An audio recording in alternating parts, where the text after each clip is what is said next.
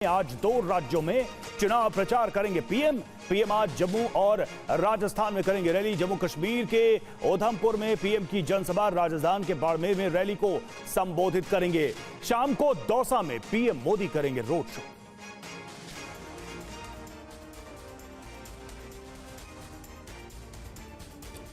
प्रधानमंत्री मोदी आज प्रचार अभियान के तहत जम्मू कश्मीर के उधमपुर में एक जनसभा को संबोधित करेंगे।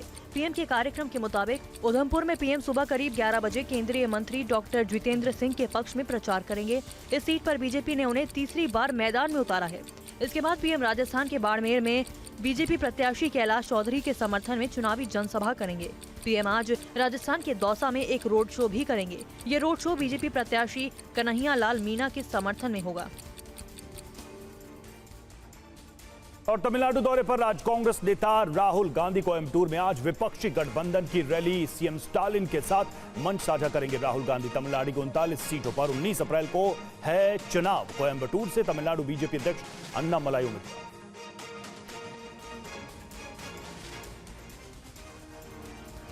कांग्रेस नेता राहुल गांधी आज तमिलनाडु के दौरे पर जा रहे हैं। राहुल तमिलनाडु में आज 2 जनसभाओं को संबोधित करेंगे। कार्यक्रम के मुताबिक राहुल गांधी तिरुनेलवेली में दोपहर 3 बजे कांग्रेस प्रत्याशी के समर्थन में चुनावी जनसभा को संबोधित करेंगे। इसके बाद शाम को कोयम्बटूर में विपक्षी गठबंधन इंडिया की रैली है। राहुल गांधी इस रैली में डीएमके नेता और मुख्यमंत्री एमके स्टालिन के साथ मंच साझा करेंगे।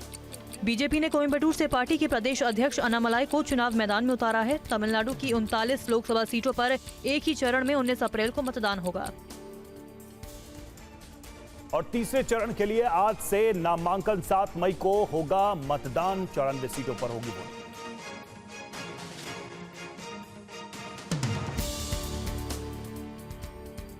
लोकसभा चुनाव के तीसरे चरण के लिए आज से नामांकन भरे जाएंगे। तीसरे चरण के तहत 12 राज्यों और केंद्र शासित प्रदेशों के 94 सीटों पर 7 मई को मतदान होगा।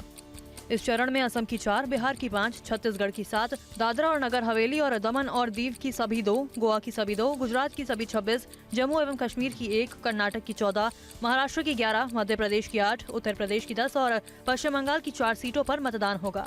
बता दें कि चुनाव आयोग ने पूरे देश में 60 चरणों में मतदान कराने का ऐलान किया है, जबकि रिजल्ट का ऐलान 4 जून को होगा। और गृह मंत्री अमित शाह आज 2 राज्यों के दौरे पर रहेंगे। यूपी के मुरादाबाद में गृह मंत्री करेंगे जनसभा। तमिलनाडु के मदुरई में रोड शो करेंगे गृह मंत्री।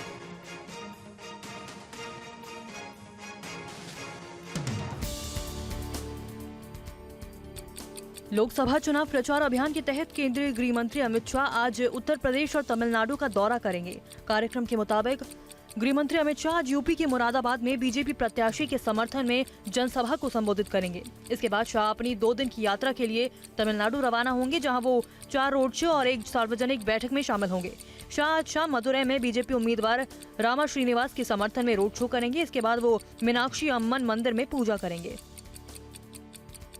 और महाराष्ट्र के नांदेड़ में गृह मंत्री अमित शाह ने कहा कि ये पीएम मोदी की तीसरी बार प्रधानमंत्री बनाने का चुनाव है। 10 साल में पीएम ने देश को सुरक्षित और समृद्ध किया है। महाराष्ट्र के नांदेड़ में गृह मंत्री अमित शाह ने चुनाव जनसभा में विपक्ष को लेकर कहा कि महाविकास अघाड़ी नकली शिवसेना, नकली एनसीपी और आधी बची कांग्रेस से मिलकर बना है। यहाँ पर महाराष्ट्र में 3 पार्टियां इकट्ठा हुई है। एक नकली शिवसेना, एक नकली राष्ट्रवादी और एक आधी बची हुई कांग्रेस पार्टी। ये 3 आधे मिलकर महाराष्ट्र का भला कर सकते हैं क्या? और प्रधानमंत्री मोदी को लेकर मीसा भारती के बयान पर बीजेपी अध्यक्ष जेपी नड्डा ने पलटवार किया है। सुनिए क्या कहा उन्होंने। मीसा भारती बोलती है मैं चुनाव के बाद जेल में भेजूं। ऐसा फ्रस्ट्रेशन, ऐसा निराशा, ऐसी निराशा। लालू सेहत के कारण बेल पर है कि नहीं है, चारा घोटाले में इन्वॉल्व है कि नहीं है, और लोगों से मीसा भारती पर अंजाम है कि नहीं है। जो खुद बेल पर हो, जिनसे खुद पूछताछ हो रही हो, वो आज मोदी जी को गाली दे रहे हैं।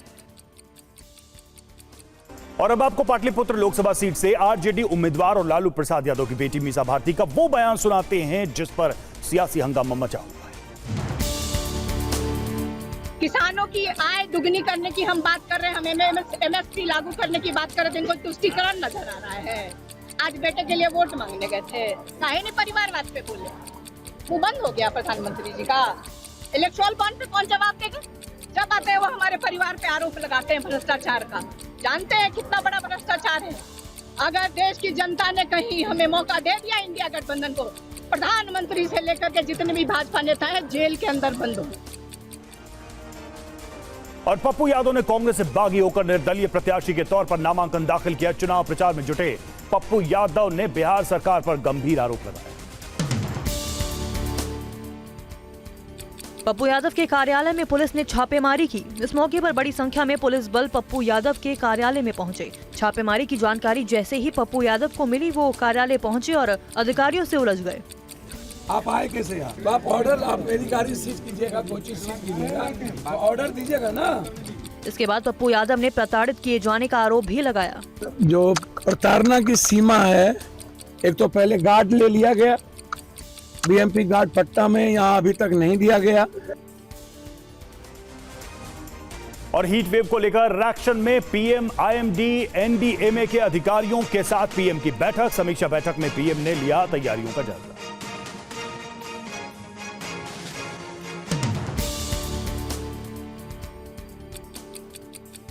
लू को लेकर हुई समीक्षा बैठक के दौरान PM मोदी ने केंद्र, राज्य और जिला स्तर पर सभी को तालमेल के साथ काम करने के निर्देश दिए। इस दौरान आवश्यक दवाओं, आइस पैक, ORS और पीने के पानी की उपलब्धता की तैयारियों की समीक्षा की गई। बैठक के दौरान अधिकारियों ने PM को देश में ज्यादा प्रभावित रहने वाले जिलों के बारे में जानकारी दी। इसके अलावा NDMA की जारी की गई एडवाइजरी को टेलीविजन, रेडियो और सोशल मीडिया सभी प्लेटफॉर्म के जरिए क्षेत्रीय भाषाओं में जागरूकता सामग्री के प्रसार पर जोर दिया गया। पाकिस्तान पर राजनाथ सिंह का बड़ा बयान। आतंक नहीं रोक पा रहा है पाकिस्तान। राजनाथ सिंह ने कहा, आतंक ना रोक पाए तो भारत से मदद लें।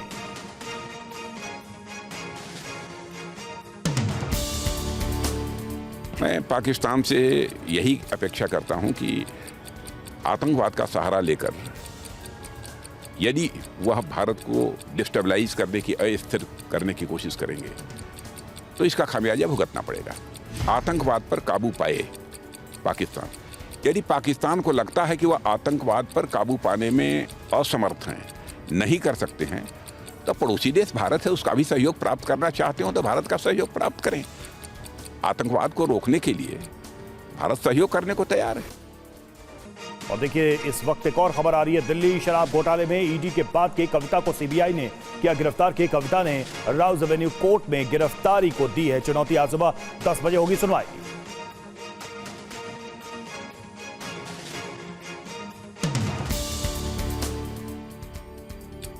दिल्ली शराब घोटाले से जुड़े मनी लॉन्ड्रिंग मामले में गिरफ्तार BRS नेता के कविता की मुसीबत कम होने का नाम नहीं ले रही। आबकारी नीति मामले में ईडी के बाद अब CBI ने भी एक्शन लिया है और पूछताछ करने के बाद के कविता को गिरफ्तार कर लिया, जिसके बाद उनके वकील ने राउज एवेन्यू कोर्ट में CBI की गिरफ्तारी को चुनौती दी है। के कविता को आज कोर्ट में पेश किया जाएगा, जहाँ CBI उनकी रिमांड की मांग कर सकती है। बता दें कि के कविता को ईडी ने 15 मार्च को गिरफ्तार किया था। 26 मार्च को राउज एवेन्यू कोर्ट ने के कविता को न्यायिक हिरासत में तिहाड़ जेल भेज दिया था। और CM केजरीवाल की गिरफ्तारी के बाद आम आदमी पार्टी के नेता घर जाकर लोगों से वोट मांग रहे हैं। इस रिपोर्ट में देखिए, दिल्ली सरकार में मंत्री आतिशी क्या कह रहे हैं। सब दिल्ली वालों को पता है कि अरविंद केजरीवाल को झूठे आरोपों में गिरफ्तार कर लिया गया है। ये दिल्ली की सरकार गिराने की कोशिश है। ये अरविंद केजरीवाल को लोकसभा कैंपेन में प्रचार करने से रोकने की कोशिश है। लेकिन दिल्ली वाले अरविंद केजरीवाल जी से प्यार करते हैं। दिल्ली वालों के लिए अरविंद केजरीवाल सिर्फ एक मुख्यमंत्री नहीं है, उनके लिए वो अपना बेटा है, अपना भाई है। तो इस बार दिल्ली वालों का जो गुस्सा है उनकी गिरफ्तारी पर, वो चुनाव के दिन निकलेगा, EVM पर निकलेगा। इस जेल का जवाब दिल्ली वाले वोट से देंगे।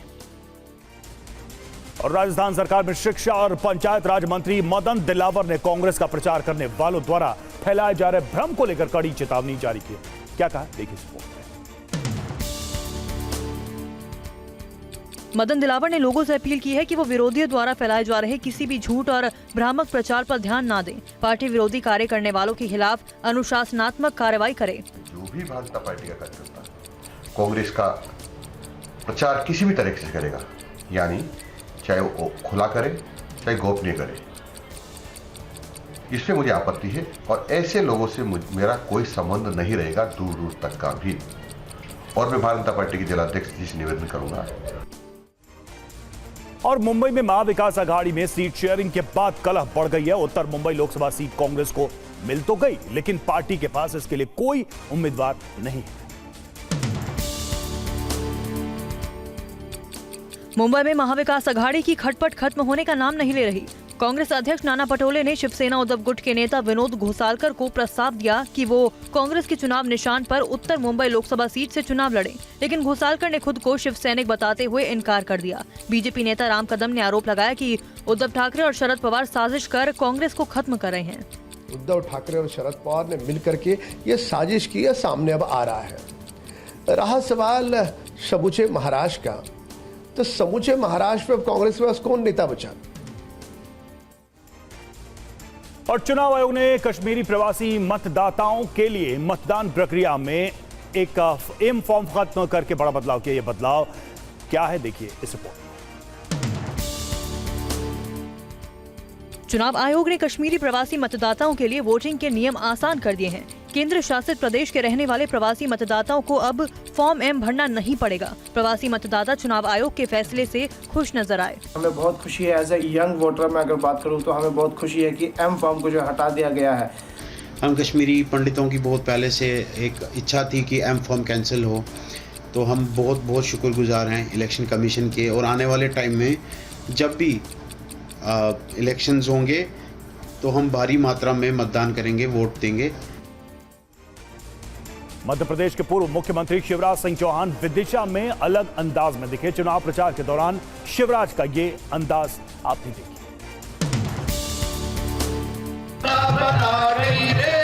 छोटी सी कन्या को दर्शन दे गई रे, छोटी सी कन्या।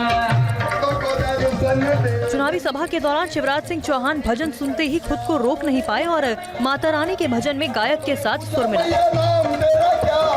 भक्तों ने पूछा मैया धाम तेरा क्या है, भक्तों ने पूछा मैया धाम तेरा क्या है। इस दौरान शिवराज सिंह ने कन्या पूजन भी किया। चुनाव प्रचार के दौरान सांस्कृतिक विरासत की झलक दिखी। टीएमसी विधायक हमीदुर रहमान ने दी धमकी, 26 तारीख को चली जाएगी सेंट्रल फोर्स और उसके बाद हमारे साथ ही रहना है। उत्तर दिनाजपुर के चोपड़ा से विधायक हैं रहमान। तो देखिए ये धमकी सीधे तौर पर 26 तारीख को चली जाएगी सेंट्रल फोर्स, उसके बाद हमारे साथ रहना है। ये बयान है टीएमसी विधायक हमीदुर रहमान का।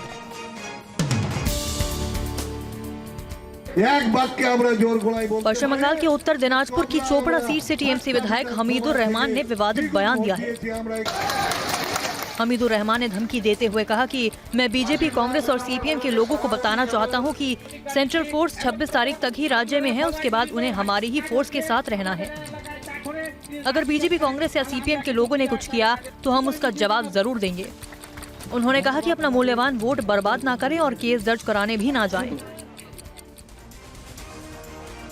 और पश्चिम बंगाल के संदेशखाली मामले में अब ईमेल के जरिए महिलाओं की शिकायतें दर्ज होंगी। कलकत्ता हाई कोर्ट के बाद सीबीआई ने ईमेल आईडी जारी कर दी है।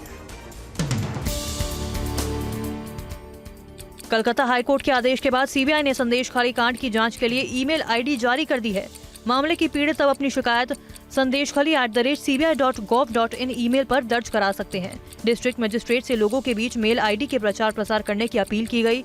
कोर्ट ने अपने आदेश में कहा है कि सीबीआई उनकी निगरानी में जांच करेगी और उन्हें रिपोर्ट सौंपेगी। संदेशखाली की महिलाओं की यौन उत्पीड़न और जबरन जमीन कब्जे के आरोप के बाद टीएमसी से निष्कासित नेता शाहजहां शेख सहित 3 लोगों को गिरफ्तार किया गया। और दिल्ली के राजौरी गार्डन इलाके में डीटीसी की एक बस खंबे से टकरा गई। हादसे में 1 दर्जन से ज्यादा लोग घायल हो गए। देखिए रिपोर्ट। धौला कुआं से पंजाबी बाग की तरफ जा रही डीटीसी की क्लस्टर बस का अचानक से संतुलन बिगड़ गया और बस डिवाइडर पर चढ़ते हुए सीधे खंबे से टकरा गई, जिसमें कई लोग घायल हो गए। हादसे में बस पूरी तरह से क्षतिग्रस्त हो गई। घायलों को इलाज के लिए नजदीक के अस्पताल में भर्ती कराया गया, जहां घायलों का इलाज जारी है। आशंका जताई जा रही है कि ड्राइवर को नींद की झपकी आने से यह हादसा हुआ। हादसे की सूचना मिलते ही पुलिस मौके पर पहुंची और मामले की जांच में जुट गई।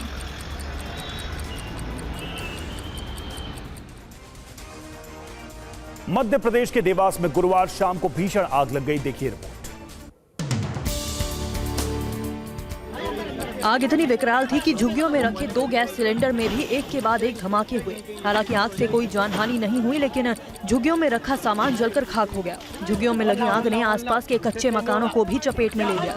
मौके पर पहुंची फायर ब्रिगेड की टीम ने कड़ी मशक्कत के बाद आग पर पूरी तरह से काबू पा लिया।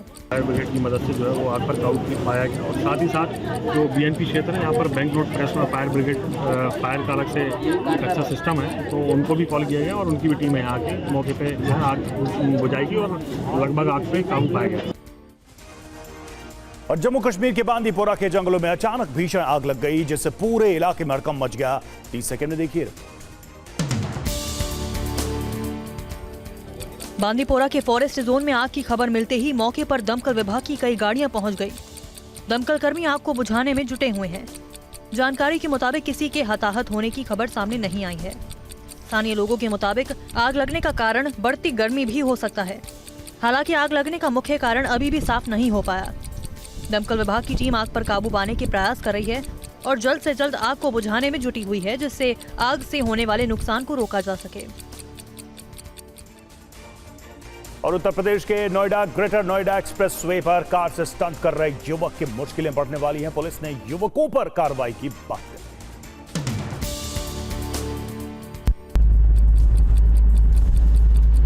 अपनी जान जोखिम में डालकर स्टंट कर रहे युवकों की ये तस्वीरें दिल्ली से सटे ग्रेटर नोएडा एक्सप्रेसवे की हैं। वीडियो में दिखाई दे रहा है कि 2 युवक कार के शीशे नीचे कर खिड़की पर लटके हुए हैं और कार की रफ्तार भी काफी तेज है। इस वीडियो को पीछे चल रही एक कार सवार शख्स ने मोबाइल से बनाया, जिसकी शिकायत के बाद पुलिस युवकों पर कार्रवाई की बात कर रही है। पुलिस के मुताबिक कार के रजिस्ट्रेशन नंबर और जगह की पहचान करके कार मालिक पर कार्रवाई की जाएगी।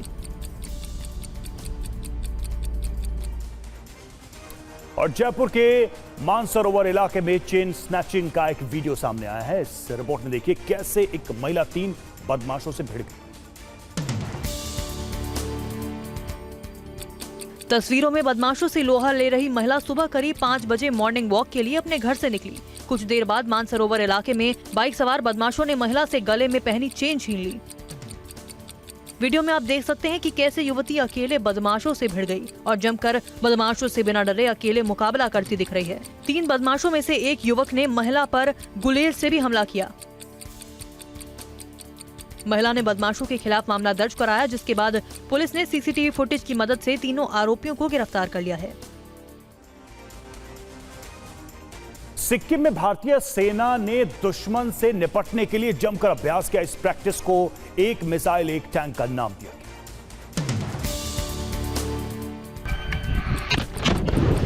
भारत सीमा पर चीनी सेना का सामना करने के लिए पूरी तरह तैयार है। सेना के शूरवीरों की त्रिशक्ति कोर ने सिक्किम में 17,000 फीट की ऊंचाई पर एंटी टैंक गाइडेड मिसाइल दागने की प्रैक्टिस की। इस ट्रेनिंग के दौरान सेना की ईस्टर्न कमांड की इन्फेंट्री ने हिस्सा लिया। एटीजीएम टुकड़ियों ने बख्तरबंद खतरों को बेअसर करने की क्षमता प्रदर्शन किया। अभ्यास को एक मिसाइल एक टैंक नाम दिया गया। इससे दुर्गम और ऊंचे इलाकों में ऑपरेशन में सफलता पाने में आसानी होगी।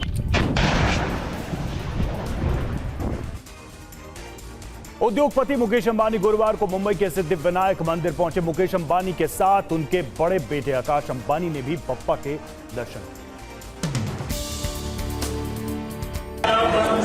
सिद्धिविनायक मंदिर पहुंचे मुकेश अंबानी गणपति बप्पा की आरती में शामिल हुए। पिछले ही हफ्ते मुकेश अंबानी अपने परिवार के सदस्यों के साथ सिद्धिविनायक मंदिर गए थे। उस समय उनके साथ आकाश अंबानी, श्लोका अंबानी और पोता पृथ्वी अंबानी भी मौजूद थे। दरअसल मुकेश अंबानी का जन्मदिन अगले हफ्ते 19 अप्रैल को है। उन्होंने अपने 66वें जन्मदिन पर भी सिद्धिविनायक मंदिर जाकर गणपति बप्पा के दर्शन किए थे। उस समय भी आकाश अंबानी उनके साथ मंदिर पहुंचे थे। और काशी विश्वनाथ परिसर में भक्तों की भीड़ को संभालने के लिए मंदिर प्रशासन ने नया फैसला लिया है। हालांकि इसको लेकर सियासत भी शुरू हो गई है। क्या है ये मामला, देखिए इस रिपोर्ट में। गले में रुद्राक्ष की माला और माथे पर त्रिपुंड लगाए ये मंदिर में ड्यूटी करने वाले वॉलेंटियर नहीं बल्कि यूपी पुलिस के जवान हैं, जो पुजारी के वेश में काशी विश्वनाथ धाम में श्रद्धालुओं की भीड़ को काबू करने में जुटे हैं। ऐसा वाराणसी के कमिश्नर मोहित अग्रवाल के निर्देश पर किया गया। समाजवादी पार्टी के राष्ट्रीय अध्यक्ष और पूर्व सीएम अखिलेश यादव ने फैसले पर सवाल उठाए और कहा कि पुजारी के वेश में पुलिस कर्मियों का होना किस पुलिस मैनुअल के हिसाब से सही है। उन्होंने इस तरह का आदेश देने वालों को निलंबित करने की मांग की। और इटली के कोस्ट गार्ड ने भूमध्य सागर में बड़ा रेस्क्यू ऑपरेशन चलाया। बीच समंदर में चलाए गए ऑपरेशन जिंदगी पर देखिए रिपोर्ट। ये तस्वीरें सेंट्रल मेडिटेरेनियन सी से सामने आई, जहां इटालियन कोस्ट गार्ड ने 2 अलग-अलग घटनाओं में समंदर में फंसे 59 लोगों को रेस्क्यू किया।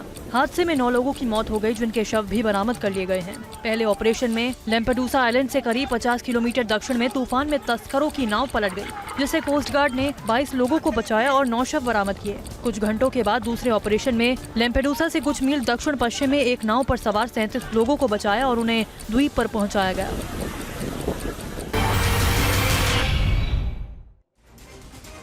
वक्त है ब्रेक का, लेकिन उससे पहले एक बड़ी खबर हम आपको दिखाने जा रहे हैं। पीएम मोदी आज 2 राज्यों में चुनाव प्रचार करेंगे। पीएम आज जम्मू और राजस्थान में करेंगे रैली। जम्मू कश्मीर के उधमपुर में पीएम की जनसभा, राजस्थान के बाड़मेर में रैली को संबोधित करेंगे। शाम को दौसा में पीएम मोदी करेंगे रोड शो। और तमिलनाडु दौरे पर आज कांग्रेस नेता राहुल गांधी कोयम्बटूर में आज विपक्षी गठबंधन की रैली सीएम स्टालिन के साथ मंच साझा करेंगे राहुल गांधी। तमिलनाडु की 39 सीटों पर 19 अप्रैल को चुनाव। कोयम्बटूर से तमिलनाडु बीजेपी अध्यक्ष अन्नामलाई उम्मीदवार। हम आपके लिए लाए हैं देश और दुनिया की हर बड़ी खबर सटीक विश्लेषण के साथ, बिल्कुल नए अंदाज में। जी हाँ, इस शो में आपको खबरों की रफ्तार भी देखने को मिलेगी और खबरों का विस्तार भी। खबर चाहे देश की हो या फिर दुनिया की, अगले 15 मिनट में हम आपको हर वो बड़ी खबर दिखाएंगे जो पूरे दिन का एजेंडा सेट करेगी। और सबसे पहले जो बड़ी खबर आ रही है वो देश को लू के खतरे से बचाने वाले एजेंडे से जुड़ी खबर है। ब्रेकिंग न्यूज है, लू को लेकर मौसम विभाग की चेतावनी। अप्रैल से जून तक लू का खतरा है। सामान्य से 2 गुना तापमान की आशंका। गुजरात, उत्तर कर्नाटक समेत कई राज्यों पर खतरा है।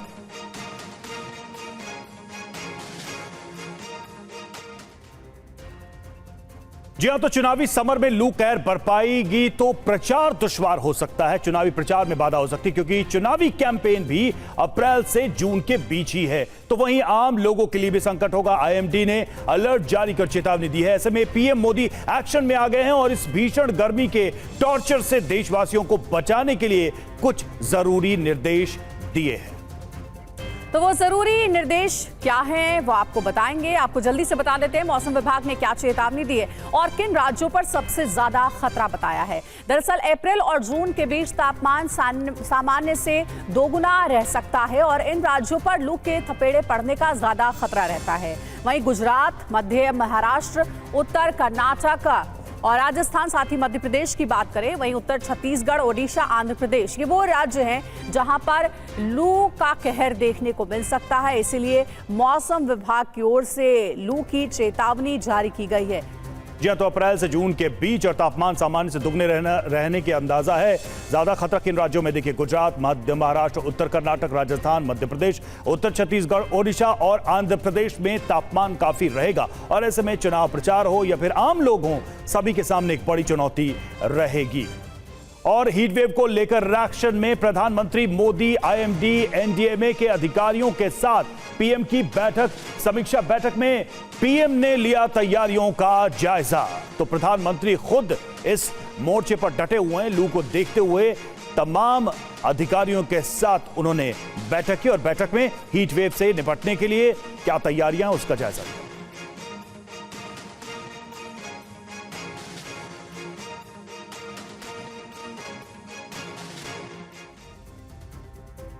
और अब आपको जल्दी से ये भी बता देते हैं कि पीएम मोदी ने लू से देश को बचाने के लिए अधिकारियों को क्या निर्देश दिए हैं। बिग बॉल पर गौर करेगा, सारी डिटेल्स आपके सामने रखेंगे। लू का खतरा है और एक्शन में है प्रधानमंत्री, क्योंकि मीटिंग भी उन्होंने की है। देखिए, लू से निपटने के लिए अधिकारियों की समीक्षा बैठक हुई है और इस बैठक में कई जरूरी दिशा निर्देश भी दिए गए। अप्रैल से लेकर जून के दौरान तापमान पूर्वानुमानों के बारे में प्रधानमंत्री ने खुद जानकारी ली है। साथ ही लू से निपटने के लिए तैयारियों की समीक्षा भी हुई है। अस्पतालों में इंतजाम कामों के बारे में भी जानकारी प्रधानमंत्री की ओर से ली गई है। और स्वास्थ्य विभाग एनडीएमए साथ ही साथ एडवाइजरी स्थानीय भाषा में जारी करने को कहा गया ताकि लोगों को इस बारे में अलर्ट किया जा सके और केंद्र, राज्य और जिला स्तर पर तालमेल बिठाकर एक्शन प्लान के भी निर्देश दिए गए हैं। तो प्रधानमंत्री खुद इस बैठक में मौजूद थे और उन्होंने पूरी जानकारी ली। सिर्फ इतना ही नहीं बल्कि जंगलों की आग का समय पर पता लगाने और तत्काल बुझाने के निर्देश दिए गए, क्योंकि गर्मी में अक्सर ये देखने को मिलता है कि जंगलों में भी आग लग जाती है। तो ये सारी जानकारी अधिकारियों ने प्रधानमंत्री को दी है। चलिए और अब आपको बताते हैं कि सबसे गर्म शहर कौन से हैं और क्यों अप्रैल की गर्मी डरा रही है। तो वो शहर आपके सामने, वो राज्य जहां पर सबसे ज्यादा गर्मी है, देखिए कडप्पा आंध्र प्रदेश जहां पर 43 डिग्री तापमान, और साथ ही कुर्नूल आंध्र प्रदेश का ही वो जिला है जहां पर 42 डिग्री तापमान। आंध्र प्रदेश का एक और जिला अनंतपुर जहां पर 41 डिग्री का तापमान। बात करें तमिलनाडु की तो मदुरै तमिलनाडु में भी तापमान 40 के पार यानी 41 डिग्री सेल्सियस। तंजावुर में 41 डिग्री सेल्सियस, ये भी तमिलनाडु के ही शहरों की बात कर रहे हैं। चंद्रपुर महाराष्ट्र में 42 degree temperature, Solapur Maharashtra 41 degree temperature, वहीं कर्नाटक के कलबुर्गी में भी 41 डिग्री सेल्सियस तापमान, पटना बिहार में भी 40 डिग्री तापमान और बिहार के ही नवादा में 39 डिग्री तापमान, यानी कि गर्मी अपने चरम पर। और ऐसे समय में आप देखिए कि लोगों के सामने किस तरह की चुनौती होगी। प्रधानमंत्री ने खुद इसका जायजा भी लिया। आमोद राय हमारे साथ इस वक्त जुड़ चुके हैं, हमारे पॉलिटिकल एडिटर। आमोद, प्रधानमंत्री का ऐसी बैठक में जाना या अधिकारियों से इस पर पूरा एक तरीके से रिव्यू लेना, ये क्या संकेत है, क्या बता रहा है?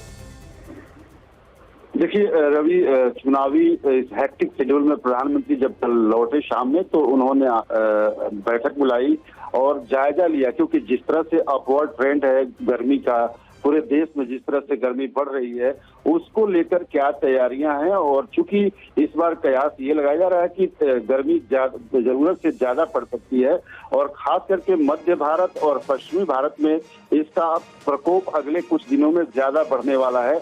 उस वैसे में जब चुनाव हो रहा है, लोग सड़क पे होंगे, लोग ज्यादा प्रचार प्रसार में कैंपेन में होंगे, तो कैसे इससे निपटा जाए और क्या क्या तैयारियां हैं, इसको लेकर प्रधानमंत्री ने एनडीए में गृह मंत्रालय के अधिकारियों और प्रधानमंत्री के प्रिंसिपल सेक्रेटरी जैसे तमाम बड़े अधिकारियों के साथ, हेल्थ मिनिस्ट्री के अधिकारियों के साथ बैठक कल की। और हॉस्पिटल में क्या क्या तैयारियां है, ORS कितना प्रचुर मात्रा में है, क्या आइस पैक की व्यवस्था हॉस्पिटल्स में है, या फ्लूइड इंटरवेंशन या पीने के पानी जगह जगह पे उपलब्ध है कि नहीं, ये तमाम बिल्कुल आने वाले समय में तापमान और बढ़ेगा और निश्चित तौर पर ऐसे में तैयारियां कैसी हैं इसको समझने के लिए प्रधानमंत्री ने ये बैठक बुलाई। शुक्रिया आपका आमोद, हमसे जुड़ने के लिए।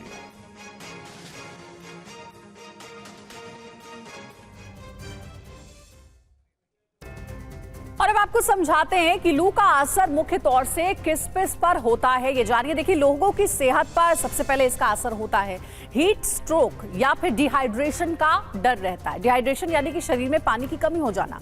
जानवर या मवेशी भी इसी खतरे का सामना करते हैं। और सबसे बड़ी चुनौती है चुनाव प्रचार के दौरान, जो कि 19 अप्रैल से 1 जून तक चुनाव है और इस बीच लू का अलर्ट जारी किया गया है। सियासी पार्टियां लगातार चुनावी जनसभाएं भी कर रही है इस प्रचंड गर्मी के बीच। और साथ ही 12 प्रमुख नदियों में पानी पहले से ही कम है। दक्षिण भारत की 13 नदियों में पानी नहीं है। ये भी एक बड़ी चुनौती है। कहां कहां लू का असर देखने को मिलेगा, ये हम आपको बता रहे हैं। और ये बड़ी चुनौती है जिससे लेकर के अधिकारियों ने जरूरी जानकारी भी दी है प्रधानमंत्री नरेंद्र मोदी को। और इस बारे में कहा गया है कि जो भी उचित कदम है वो उठाया जा सके। इस बीच एक और ब्रेकिंग न्यूज है। आज 2 राज्यों में प्रधानमंत्री नरेंद्र मोदी की रैली भी होने वाली है।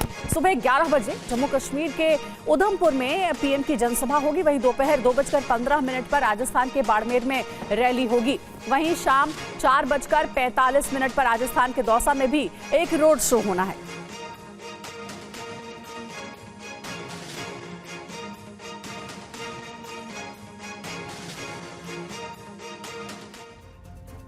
और पीएम मोदी के आज के कार्यक्रम की 3 तस्वीरें आपको दिखाते हैं। पीएम आज जम्मू कश्मीर के उधमपुर, राजस्थान के बाड़मेर और दौसा में चुनावी सभा करने वाले हैं, रोड शो भी करेंगे प्रधानमंत्री। तो लगातार धुआंधार चुनावी प्रचार में प्रधानमंत्री जुटे हुए हैं और मिशन 400 पार है इस बार बीजेपी का। 400 पार के मिशन पर पीएम मोदी जुटे हुए हैं और इस कड़ी में एक दिन में पीएम मोदी 2 राज्यों के दौरे पर है, जिसका कुल 31 सीट पर असर होगा। उधमपुर की बात करें तो यहां पर भी पीएम की जनसभा है, वहां 6 सीट पर इसका असर होगा। यहां से डॉक्टर जितेंद्र सिंह तीसरी बार उम्मीदवार हैं। इसके बाद पीएम मोदी बाड़मेर में रैली करेंगे, 4 सीट पर इसका असर होगा। बीजेपी कैंडिडेट कैलाश चौधरी के लिए चुनावी सभा करेंगे प्रधानमंत्री। तो राजस्थान में भी आज प्रधानमंत्री की चुनावी रैली है। वहीं आपको यह भी बता दें कि निर्दलीय प्रत्याशी रविंद्र भाटी की एंट्री से ये मुकाबला और ज्यादा चुनौतीपूर्ण हो गया है। राजस्थान के दौसा में पीएम रोड शो करने वाले हैं और इसका असर 4 सीटों पर पड़ेगा। कहा जा रहा है कि कन्हैया लाल मीणा के समर्थन में ये रोड शो होगा और 4 सीटों पर इस प्रचार का असर होगा। और आइए आपको सुनवाते हैं पीएम मोदी की रैली से पहले वहां के वोटर्स क्या कह रहे हैं। Chief election commission of India और chief electoral officer Jammu Kashmir ने मिलकर हमारी दर्द को समझते हुए हमको एम फॉर्म की प्रोसेस से छुटकारा दिया। एज ए यंग वोटर में अगर बात करूं तो हमें बहुत खुशी है कि एम फॉर्म को जो हटा दिया गया है। हम इलेक्शन कमीशन ऑफ इंडिया का जो है तहे दिल से शुक्रिया अदा करते हैं। हम कश्मीरी पंडितों की बहुत पहले से एक इच्छा थी कि एम फॉर्म कैंसिल हो, तो हम बहुत शुक्रगुजार हैं इलेक्शन कमीशन के। और आने वाले टाइम में जब भी इलेक्शंस होंगे तो हम भारी मात्रा में मतदान करेंगे, वोट देंगे। और हमारे साथ अंकित भट्ट हमारे संवाददाता इस वक्त जुड़े हुए हैं उधमपुर से। अंकित, एम फॉर्म को लेकर लंबे समय से मांग रही है, इस फैसले के बाद क्या प्रतिक्रिया रही और क्यों मांग थी एम फॉर्म को लेकर, ये इसके बारे में क्या कह रहे हैं लोग? देखिए 1990 से कश्मीरी पंडित जो है वो कश्मीर से विस्थापित होकर जम्मू आए थे। उसके बाद जब भी चुनाव होते थे तो उनको एक फॉर्म भरना पड़ता था जिसे एम फॉर्म बोला जाता है, यानी कि माइग्रेशन फॉर्म। उसके बाद ही जो कश्मीरी पंडित थे वो लोकसभा या फिर विधानसभा में चुनाव वोटिंग कर सकते थे। यानी कि इस फॉर्म के जरिए आपको अपनी पूरी डिटेल्स भरनी है, उसके बाद ही आप अपना वोट कास्ट कर सकते हैं। लेकिन कल जिस तरीके से इलेक्शन कमीशन की तरफ से नोटिफिकेशन जारी की गई और साफ कर दिया गया कि अब कश्मीरी पंडित समुदाय को एम फॉर्म नहीं भरना है, और उसके बाद जो कश्मीरी पंडित समुदाय है वो काफी ज्यादा खुश नजर आ रहा है, इलेक्शन कमीशन को धन्यवाद देता हुआ नजर आ रहा है। फैसले का स्वागत किया है कश्मीर के लोगों ने, जम्मू में रहने वाले लोगों ने, और सरकार का आभार भी जताया। शुक्रिया आपका इस जानकारी के लिए। और अब एक खबर जो आज का सियासी एजेंडा है। आज तमिलनाडु में इंडिया और एनडीए की रैली है। कोयंबटूर में एमके स्टालिन और राहुल करेंगे प्रचार। 2 दिन के तमिलनाडु दौरे पर शाह आज मदुरै में रोड शो करने वाले हैं। तो आज कोयंबटूर में जबरदस्त तरीके से सियासी हुंकार देखने को मिली।